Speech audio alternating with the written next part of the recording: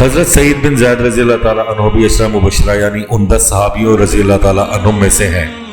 جن کو رسول اکرم صلی اللہ علیہ وآلہ وسلم نے جنتی ہونے کی خوشخبری سنائی ہے۔ یہ خاندان قریش میں سے ہیں اور زمانہ جاہلیت کے مشہور موحد زید بن عمرو بن نفیل کے فرزند اور امیر المومنین حضرت فاروق اعظم رضی اللہ تعالیٰ عنہ کے بہنوئی ہیں۔ یہ جب مسلمان ہوئے تو ان کو حضرت عمر رضی اللہ تعالیٰ عنہ نے رسی سے باندھ کر مارا اور ان کے گھر میں جا کر ان کو اور اپنی بہن فاطمہ بنت الخطاب رضی اللہ تعالیٰ عنہا کو بھی مارا، مگر یہ دونوں استقامت کا پہاڑ بن کر اسلام پر ثابت قدم رہے۔ جنگ بدر میں ان کو اور حضرت طلحہ رضی اللہ تعالیٰ عنہ کو حضور اکرم صلی اللہ علیہ وآلہ وسلم نے ابو سفیان کے قافلے کا پتہ لگانے کے لیے بھیج دیا تھا، اس لیے جنگ بدر کے معرکے میں حصہ نہ لے سکے، مگر اس کے بعد کی تمام لڑائیوں میں یہ شمشیر بکف ہو کر کفار سے ہمیشہ جنگ کرتے رہے۔ گندمی رنگ، بہت ہی دراز قد، خوبصورت اور بہادر جوان تھے۔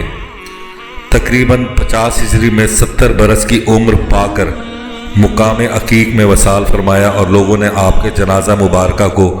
مدینہ منورہ لا کر آپ کو جنت البقیع میں دفن کیا۔